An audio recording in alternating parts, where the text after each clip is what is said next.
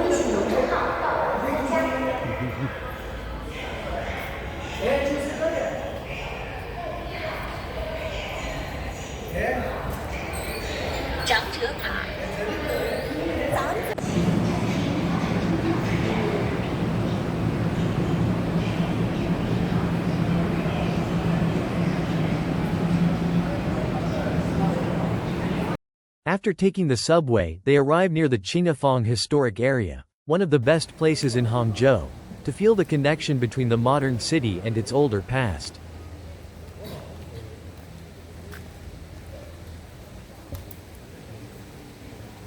During the Southern Song dynasty, Hangzhou was known as Lin'an and served as China's capital. The Qinghefang area became a busy center for merchants, shops, tea houses, and commercial life. Southern Song Imperial Street itself was once connected to imperial movement and later became part of a restored commercial and cultural walking district.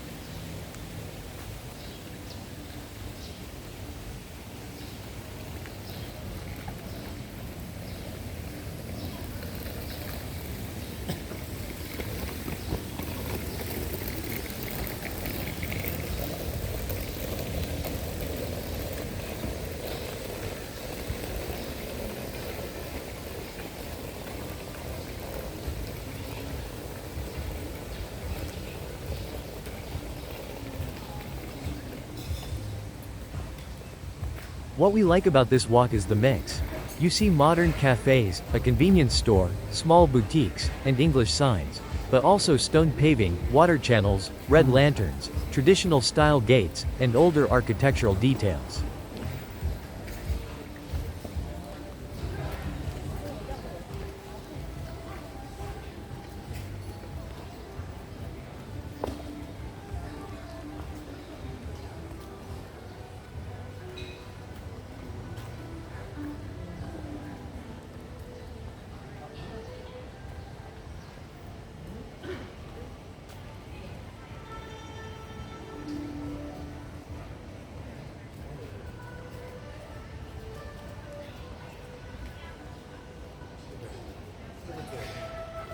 It is not a museum street. It is a living historic district. People still shop here, eat here, rest in the shade, and walk through it, as part of everyday Hangzhou.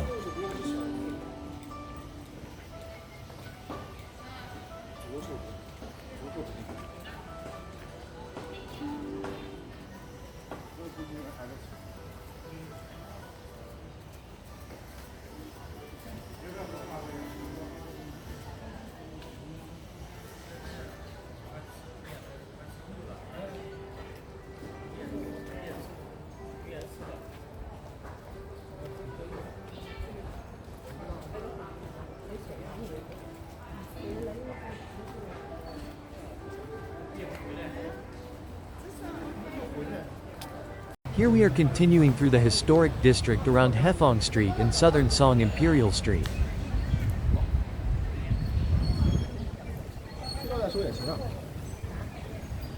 One thing I like about this section is the contrast.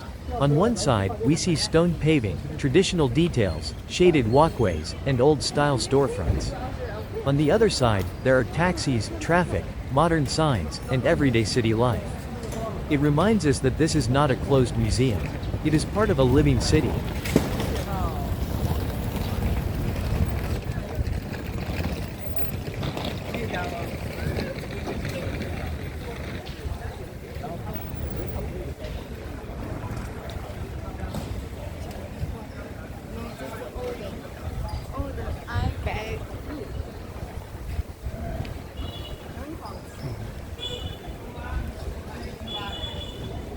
As we step into the first shop, the focus changes from architecture to food. The shelves are filled with jars, sauces, dried goods, preserved snacks, and packaged local products. Shops like this are common in historic tourist areas because visitors want to taste something local and also take something home.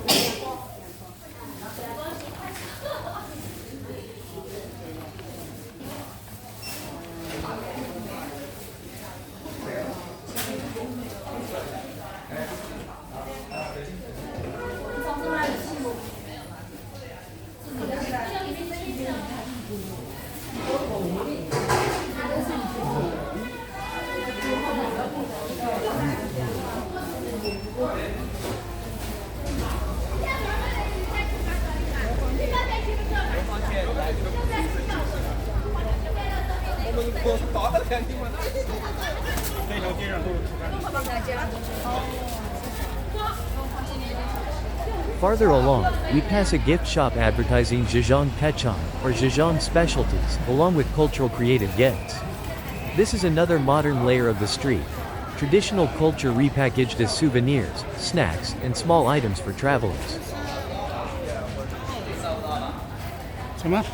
很好吃的，白白扣克老鸭。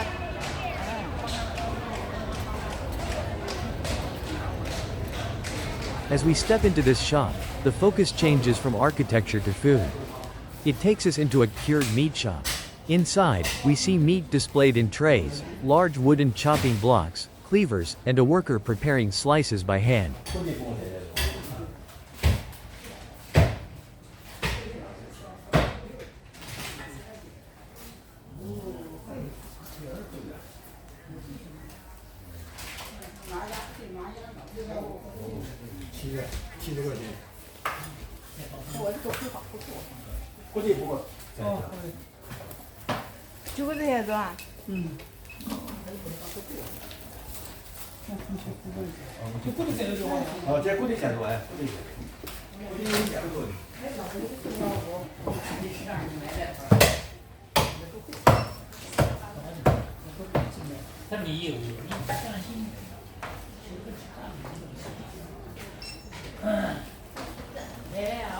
This is a great example of what makes Hefang Street interesting.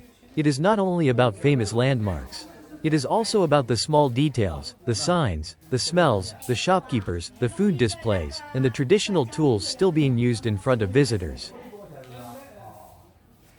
From here, we continue toward Hefang Street, where the atmosphere becomes even more traditional, crowded, colorful, and full of local food and culture.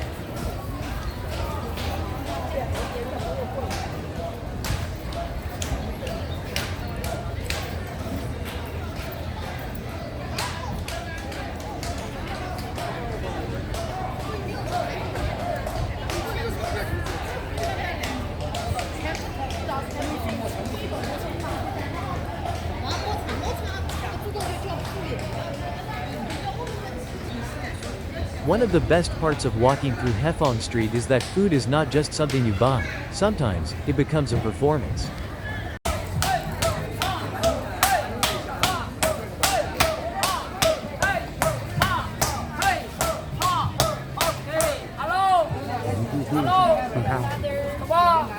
No, 谢谢。你们很好。Here we stopped at a small shop making long su su, or dragon beard crisp. The large sign says, Xi'an Zuo Xi'an Mai, which means, made fresh and sold fresh. That is exactly what visitors want to see on a historic food street like this. The fun part is the demonstration. A worker uses a large wooden mallet on the round work table, then invites a visitor to help. It turns a simple snack stop into a small street performance. Inside the shop, workers prepare the snack by hand while shelves of packaged sweets line the wall. The sign also says Hangzhou Techon, meaning Hangzhou specialty, so this is being presented as a local treat visitors can taste here and take home as a souvenir. As we continue along Hefang Street, the walk becomes a steady mix of snacks, souvenirs, crafts, and local color. This is one of the things that makes the area interesting. It is not only a historic walking street, it is also a place where visitors taste, shop, compare, and discover small pieces of Hangzhou culture one storefront at a time.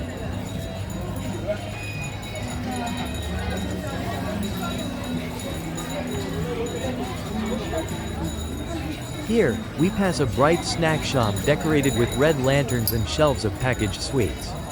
Nearby, a small display table shows handmade-looking crafts and carved natural objects. These little stalls give the street a market feeling, where every few steps there is something different to look at. Then we pass Cheji, or Ba Wang Cha Ji, a modern tea drink shop. That contrast is important. Hefang Street may look traditional, but it is also very much part of modern China. Old-style buildings, stone paving, and red lanterns sit right beside trendy tea shops and newer food brands.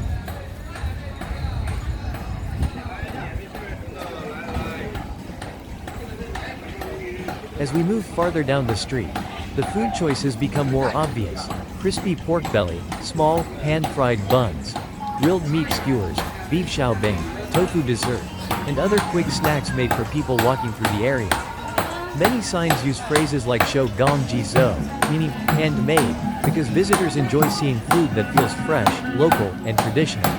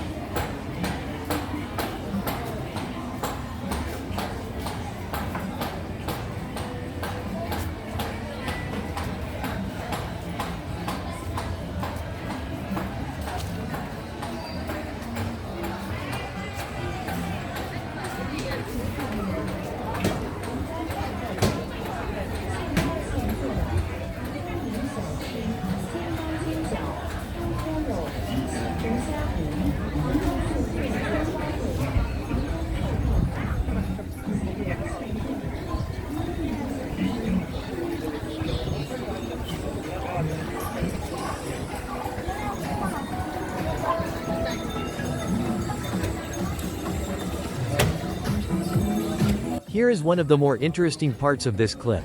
When we step into a shop filled with large ceramic bowls of preserved foods, sauces, pickled vegetables, spices, and dried ingredients. The display feels more old-fashioned, almost like a traditional market stall, but arranged for modern tourists.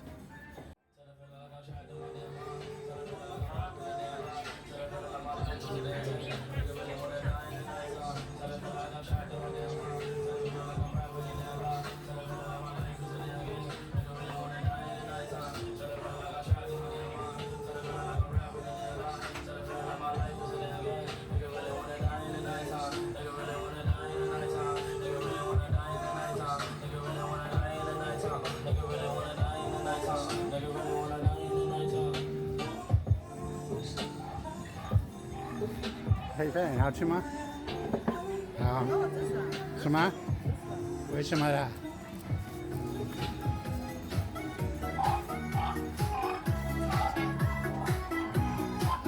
Near Peifen, we can also see the phrase Lao Zi Hao, meaning a time-honored brand. That phrase tells visitors that the shop is presenting itself as part of a longer food tradition.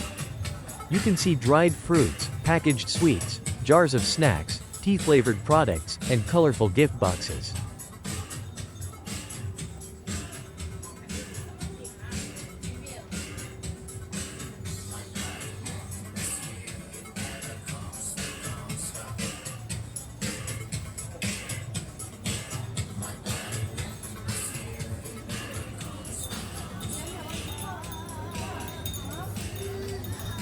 One sign advertises Longjing Bing Sha Ling, or Longjing tea ice cream. Longjing tea is one of Hangzhou's most famous local products. So turning that flavor into ice cream is a good example of how old traditions are turned into modern tourist treats.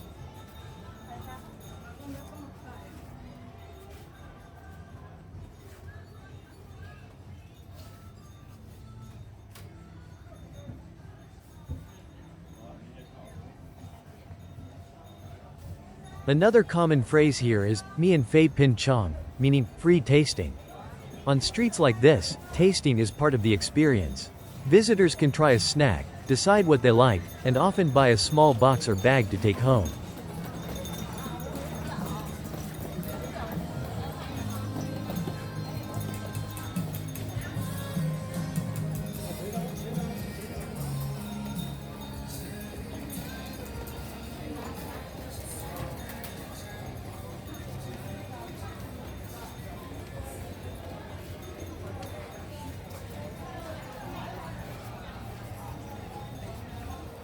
A little farther along, we see taosu, a crumbly Chinese-style cookie.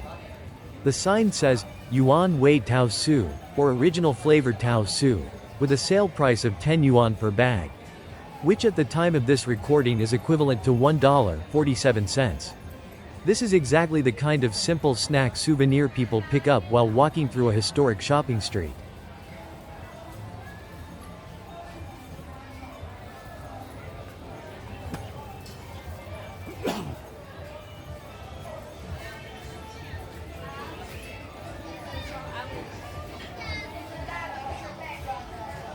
Here we see a group of school children moving through the historic street area, most likely on a date trip with their teachers.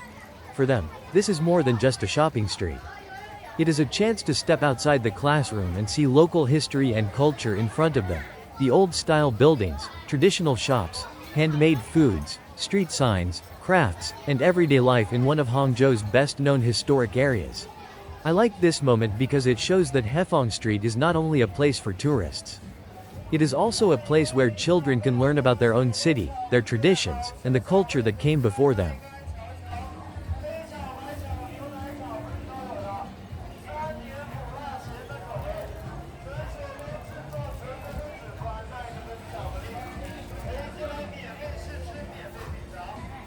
One of the unexpected stops along this walk is the Hangzhou Chocolate Museum. From the outside, it looks like another shop on a busy historic street, but inside it becomes a small museum-style experience. The sign near the entrance says, Mian Fei Can Guan, meaning free admission, so visitors can step inside and walk through the exhibit without buying anything first. 你手糖，这里是巧克力加工厂。That makes it a nice little discovery while exploring the Hefang Street area. Inside, the focus is not only on chocolate as candy, but chocolate as art. One display is called the Hangzhou Architecture Chocolate Sculpture Group. The sign explains that the exhibit is inspired by famous Hangzhou landmarks, including Broken Bridge, Leifeng Pagoda, and three pools mirroring the moon. One important detail is that the sign lists the materials as chocolate and resin, so these are best understood as chocolate-themed art pieces and display sculptures, not just ordinary sweets sitting on a shelf. As we walk through, the museum uses miniature buildings, wall art, display cases, and warm lighting to connect chocolate with Hangzhou's scenery and architecture. It gives visitors a break from the crowded street outside and turns a snack shop into something more visual and educational.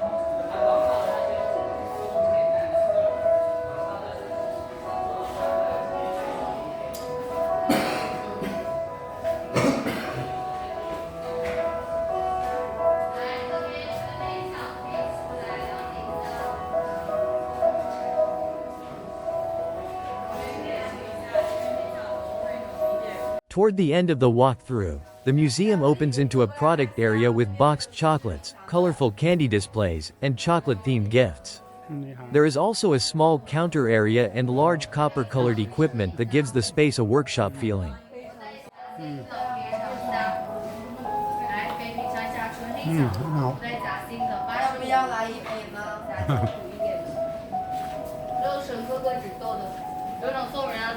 This is one of the enjoyable things about walking through Hefang Street. You never quite know what the next doorway will lead to. One moment you are outside under red lanterns, surrounded by food stalls and souvenir shops. A few steps later, you are inside looking at chocolate sculptures inspired by local landmarks.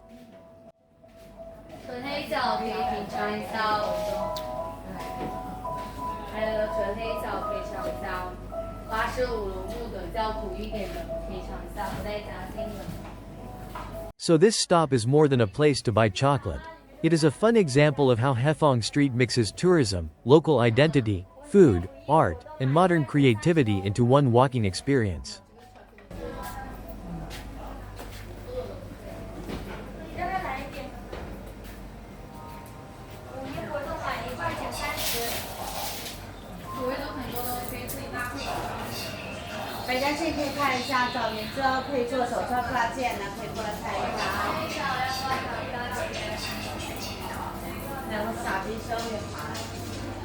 Along the street, we came across this fascinating display of traditional Chinese decorative stones and collectibles.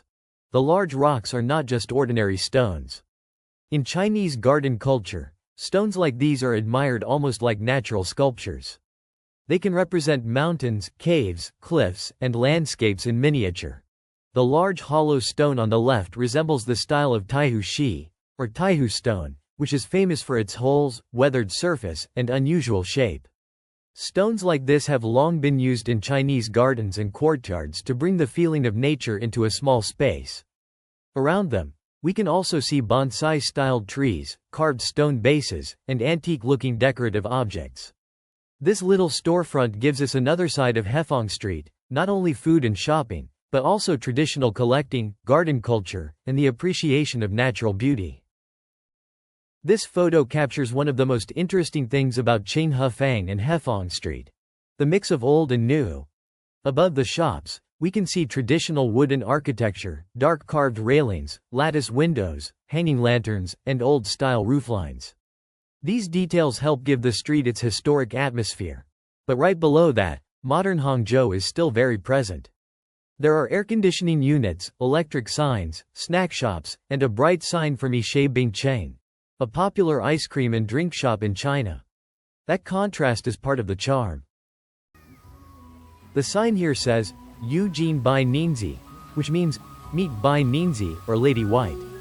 Bai Ninzi is the central character in the famous Chinese folktale Legend of the White Snake, a story closely connected with Hangzhou, West Lake, Broken Bridge, and Leifeng Pagoda. As we enter, the space changes from a shopping street into a small fantasy attraction. The walls look like a cave, with lotus flowers, mist, and colored lights. There is also a monk-like statue, which may be a reference to Fa He, the monk who plays an important role in the story.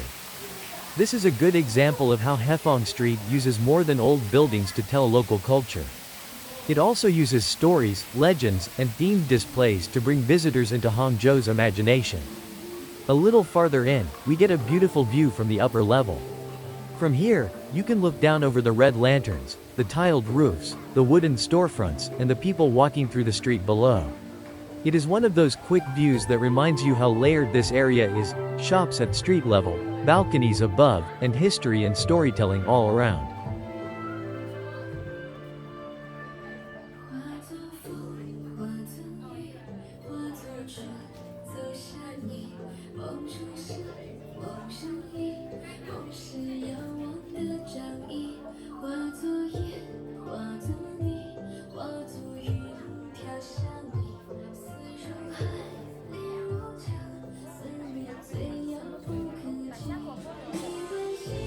Here, the merchant is offering us a taste of their pear juice.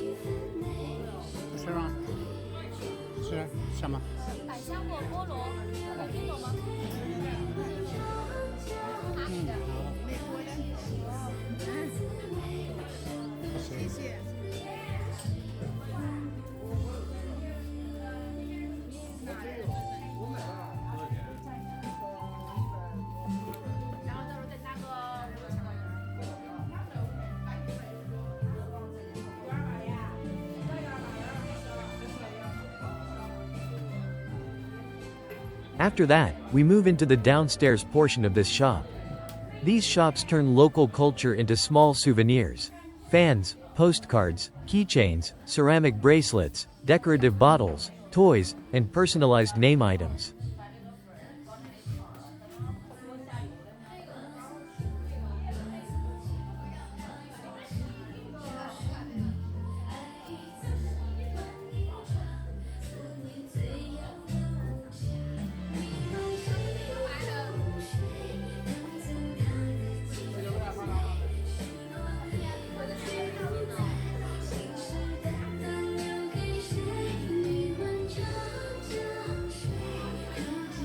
So, this clip is not just shopping. It shows how Hefang Street blends folklore, local stories, modern souvenirs, and historic atmosphere into one walking experience.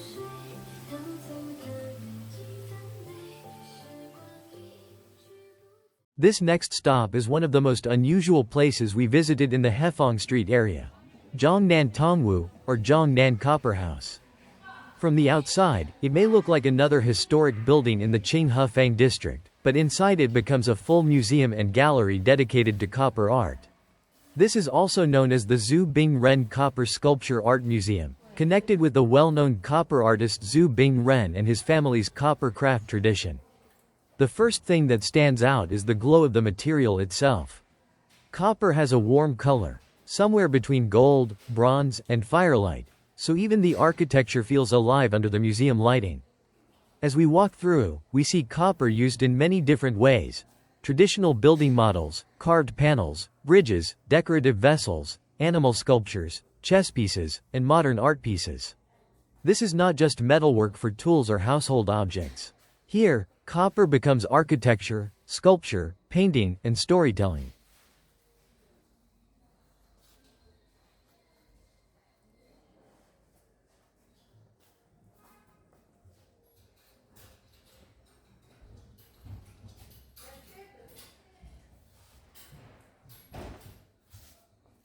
One section includes signs for a Fei Tong Shui Tang, or intangible cultural heritage copper classroom. That tells us this place is also trying to teach visitors about traditional craft skills, not only display finished artwork. Hangzhou News also notes that visitors can experience copper craft techniques here, using copper almost like paper and a hammer almost like a pen.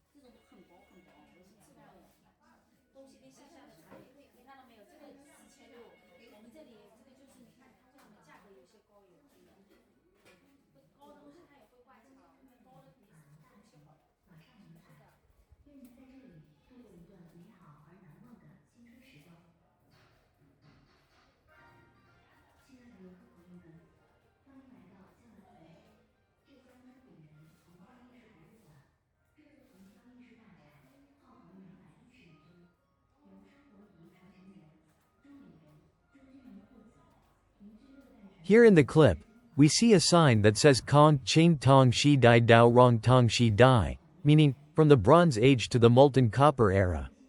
That phrase is a nice way to understand this museum. It connects China's long history of bronze and copper work with a modern style of copper art. What makes this stop fit so well into a Hefang Street episode is the contrast. Outside, the street is full of snacks, tourists, lanterns, and souvenir shops. Inside Jiangnan Copper House, the mood becomes quieter and more reflective. It gives visitors a chance to slow down and appreciate craftsmanship, materials, and the artistic side of Hangzhou's historic district. Peifen and I are going to get a bite to eat. Come back for part 2 to see what we get and the rest of our day on Hefang Street.